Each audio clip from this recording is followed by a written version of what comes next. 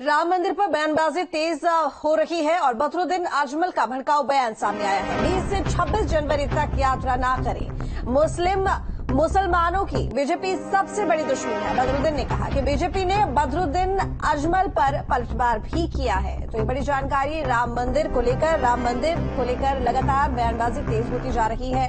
और अगर सियासी हलकों की बात करें तो लगातार किसी न किसी दल की तरफ से, किसी न किसी नेता की तरफ से कोई न कोई बयान सामने आ रहा है। इसी बीच बदरुद्दीन अजमल ने एक भड़काऊ बयान दिया है कि 20 से 26 जनवरी तक यात्रा ना करे। मुस्लिम खासकर की ट्रेन से कोई भी यात्रा ना करे। मुसलमानों की बीजेपी सबसे बड़ी दुश्मन है, बदरुद्दीन ने कहा है। इसके साथ ही इस मामले को लेकर बीजेपी ने भी बदरुद्दीन अजमल पर पलटवार किया है।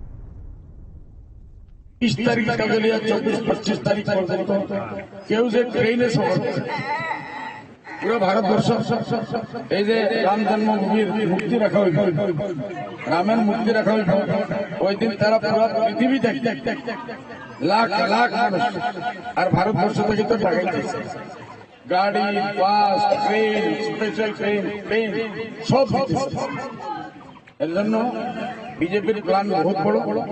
এটারে আমরা ফ্লাইং ফেল করতে লাগবো, শান্তি রাখতে লাগবো। तो बदरुद्दीन अजमल के बयान पर बीजेपी ने पलटवार करते हुए उन्हें नसीहत दे दी है। सुनिए कि क्या कुछ कहा है। बीजेपी सबका साथ, सबका विश्वास के साथ चलती है और बदरुद्दीन अजमल को भले नफरत हो बीजेपी से, बीजेपी मुसलमान से नफरत नहीं करती। और आपने देखा होगा वो मुसलमानों को डराएं, धमकाएं, उनमें भ्रम पैदा करें, लेकिन इकबाल अंसारी जो राम जन्मभूमि के पिटिशनर थे, उनके पिताजी, वो जा रहे हैं और पूजा में भी सम्मिलित होंगे। बदरुद्दीन अजमल, असदुद्दीन अवैसी, ये खुद को मुसलमानों के बहुत बड़े रहनुमा समझते हैं अपने आप को। हालांकि ये दोनों वोट के दलाल हैं। मैं अपने मुस्लिम भाइयों से, खासतौर से देशवासियों से कहना चाहूंगा, 140 करोड़ भारतीयों के प्रधानमंत्री हैं। उन्होंने कहा है कि हमें दिवाली सेलिब्रेट करनी चाहिए। उन्हें सबसे आह्वान किया है, 140 करोड़ भारतीयों से आह्वान किया है, हमें प्रधानमंत्री श्री नरेंद्र मोदी की तरफ देखना चाहिए और उनके आह्वान पर बाहर निकलकर सच में हमें दिवाली मनानी चाहिए। हमें हमारे हिंदू भाइयों को बधाई देनी चाहिए। आज 500 सालों के बाद भगवान श्री राम अयोध्या में पधार रहे हैं। 500 साल से अटका हुआ राम मंदिर वो बनकर तैयार हो गया है। ये हमारे लिए भी गौरव की बात है। तो इसी बीच राकेश त्रिपाठी, बीजेपी प्रवक्ता, हमारे साथ में जुड़ गए हैं। स्वागत है आपका राकेश जी न्यूज स्टेट पर। लगता हमारा संपर्क टूट गया है उनसे, दोबारा कोशिश करेंगे उनसे जुड़ने की। लेकिन आपको बता दें कि जल्द ही राम महोत्सव की तैयारियां जो कि जोरों शोरों से चल रही हैं और वहीं उसको अंतिम रूप मिलने वाला है, क्योंकि 22 जनवरी को प्राण प्रतिष्ठा होने वाली है। लेकिन उसी बीच में लगातार कुछ दलों की तरफ से बयानबाजी हो रही है राम मंदिर को लेकर और इस महोत्सव को लेकर। इसी बीच चक्रपाणी महाराज हमारे साथ जुड़ गए हैं। स्वागत है आपका महाराज न्यूज स्टेट पर। धन्यवाद मृतिका जी। जी महाराज जी, देखिए लगातार पिछले कुछ दिनों से बयानबाजी हो रही है राम महोत्सव को लेकर, इस प्राण प्रतिष्ठा के महोत्सव को लेकर, और अब बदरुद्दीन की तरफ से ये बयान आया है। बदरुद्दीन अजमल जो कि अध्यक्ष हैं AIUDF के, उनका ये कहना है कि 20 से 26 तारीख तक कोई भी मुसलमान यात्रा ना करे, ट्रेन में सफर करने से परहेज करे, और जो बीजेपी पार्टी है वो दुश्मन है मुसलमानों की। देखिए, बदरुद्दीन बददिमागी हैं और इस तरह की बातें बयान दे करके कहीं न कहीं मुसलमानों में और हिंदुओं में, दोनों में भय पैदा करना चाहते हैं, देश का माहौल खराब करना चाहते हैं। या तो इनकी कोई साजिश है कि औरों को रोक रहे हैं और हिंदुओं पे दंगे की स्थिति कर रहे हैं, या ट्रेन गोधरा की तरह ट्रेन चलाने की योजना होगी, या तो जो है इस तरह की जो बयान दे रहे पाकिस्तान से फंडिंग हो रहा होगा इनको, या तो अनेक कट्टरपंथी इस्लामिक आतंकियों से फंडिंग हो रहा है। जिस तरीके से ये देश में अशांति फैलाना चाहते हैं, ये बताइए जिस भगवान श्री राम का मंदिर बन रहा है तो उन मुस्लिम पक्षकारों को भी 5 एकड़ जमीन मिला है। तो इसमें कौन सी वो बात है, इससे सद्भावना वाला निर्णय कुछ हो नहीं सकता। लेकिन कहीं न कहीं पाकिस्तान और अनेक आतंकी संगठनों के इशारे पे जो इस तरह की बयान दे रहे हैं, मेरा सरकार से निवेदन है, मांग है कि तत्काल ऐसे लोगों को गिरफ्तार किया जाए, इनकी फंडिंग की जांच किया जाए, इनके तमाम वो मंसूबे की जांच किया जाए कि आखिर किस आधार पर इस तरह की भाषा का प्रयोग कर रहे हैं, देश में क्यों ये सभी वर्गों को डराने का काम कर रहा है। तो ये कहीं न कहीं इसके पीछे इनकी साजिश पकड़ में जरूर आएगी। हमें लगता है इनको तत्काल गिरफ्तार की जानी चाहिए। लेकिन महाराज जी, ऐसा माहौल आखिर है क्यों? चाहे देखिए बदरुद्दीन हो या फिर असदुद्दीन ओवैसी हो, उनकी तरफ से ये जो खींच बार बार निकलकर सामने आती है कि जो बीजेपी पार्टी है वो मुसलमानों की हितैषी नहीं है, उनकी दुश्मन है, या इससे इस वक्त तक आप सफर ना करें। देखिए सुप्रीम कोर्ट की तरफ से फैसला आया है, मंदिर का निर्माण हो रहा है, एक धार्मिक कार्य है, इसको राजनीतिकरण की दृष्टि से क्यों देखा जा रहा है?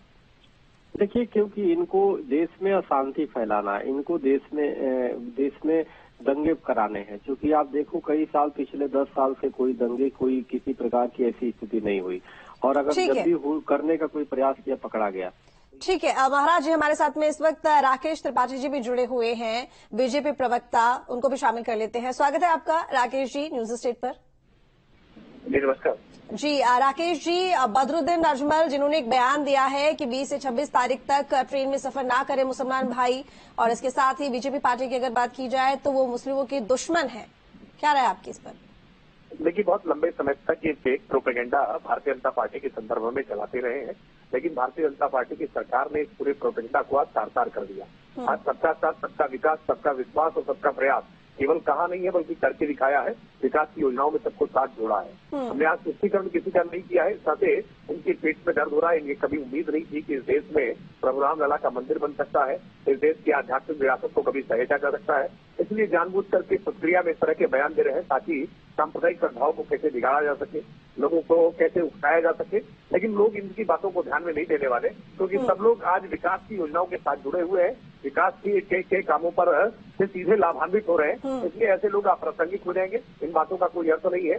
लोग स्वतंत्रता के साथ अपने घर से बाहर निकल रहे हैं और प्रभु राम लला की प्राण प्रतिष्ठा के कार्यक्रम को एक महोत्सव के रूप में देख रहे हैं। पूरा देश इसमें हिंदू मुसलमान अपने जाति मजहब की भावनाओं से ऊपर उठ करके एक महोत्सव की तरह से देख रहा है, और बड़ी संख्या में मुस्लिम समाज के बड़े इस कार्यक्रम के लोग आज शिरकत कर रहे हैं। हमने देखा है कि कैसे जब प्रधानमंत्री जी 30 तारीख को अयोध्या गए थे तो इकबाल अंसारी जो इस पूरे मामले के मुद्दई थे, वो स्वयं आप फूल बरसाते हुए दिख रहे हैं। आप उनके बयान सुनिए, वो बहुत इस बात को स्पष्ट तौर पर कह रहे हैं कि आज अयोध्या का चतुर्दिक विकास हुआ है, मोदी जी ने आज देश का विकास किया है। तो जब विकास हो रहा है तो इस प्रकार की भड़काऊ बातें जनता में कोई असर नहीं जानती है। ये बातें बदरुद्दीन अजमल को समझना होगा। ऐसे सभी मौलाना मुफ्ती, जो समाजवादी पार्टी हो या राष्ट्रीय जनता दल हो या कांग्रेस हो, इस टाइप के जो राजनीतिक दल है ना, वो राजनीतिक दल भी इस बात को समझे कि जनता क्या समझ रही है, जनता क्या मान रही है। जनता ये मान रही है कि नरेंद्र मोदी जी ने बिना भेदभाव के आज सबके साथ विकास करने का काम किया। चलिए ठीक है, आपका शुक्रिया राकेश जी। और महाराज जी, मैं आपके पास आऊंगी। देखिए, एक तरफ तो ये बयान है जो कि बदरुद्दीन की तरफ से आते हैं, चक्रपाणी महाराज जी इनकी तरफ से भी आते हैं, असदुद्दीन ओवैसी की तरफ से भी आते हैं। वहीं दूसरी तरफ हम ये भी देखते हैं कि कुछ हिंदू गुरु भी ऐसे हैं, शंकराचार्य की तरफ से भी अभी एक बयान दिया गया था कि राम जी की प्रतिमा को अगर मोदी जी हाथ लगाएंगे तो मैं वहां पर क्या करूंगा। आखिर इस पूरे इवेंट को, एक धार्मिक कार्यक्रम को राजनीति की दृष्टि से देखना कितना सही है? क्या वाकई में बीजेपी ने इस पूरे इवेंट को हाईजैक कर लिया है? देखिए, ऐसा है, जो शंकराचार्य जी महाराज ने कहा है वो दूसरे कंसेप्ट में कहा है। वो चाहते थे कि पूरा भव्य मंदिर बन जाए, उसके बाद उसका वो हो। इसमें तो खैर कोई बात नहीं है। माननीय प्रधानमंत्री जी या और भी बीजेपी लगी हो तो उसको स्वाभाविक है, उसको लाभ मिलेगा और लगना भी चाहिए। मैंने तो कहा भी था कि मैं विपक्ष भी रीच न करे, रेस करे। ये तो राम काज है, जो हर व्यक्ति चाहता है कि हमारी सत्ता रहे। तो आप भी, विपक्ष को भी तो आगे बढ़ के आना चाहिए। अब बीजेपी ने थोड़े कहा कि जी सनातन धर्म जो है मलेरिया है, सनातन धर्म फैलेरिया है, सनातन धर्म कोरोना है और इसको समाप्त करेंगे। बीजेपी तो राम मंदिर के साथ हमेशा खड़ी रही। ये अलग बात है कि सर्वोच्च न्यायालय से निर्णय आया, हम खुद उसमें एक पक्षकार थे। लेकिन बीजेपी अगर जो विपक्ष का आरोप है चाहे किसी का भी सत्ता के लिए कर रही है, तो आखिर कर तो रही हिंदुओं के लिए ही ना।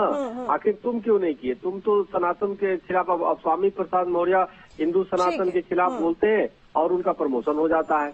तो बीजेपी में तो कोई ऐसा नहीं है ना कि हिंदू के खिलाफ बोले प्रमोशन हो जाए। तो हिंदू सनातनी चलिए ठीक है महाराज जी, बहुत शुक्रिया आपका न्यूज़ स्ट्रीट के साथ जुड़ने के लिए।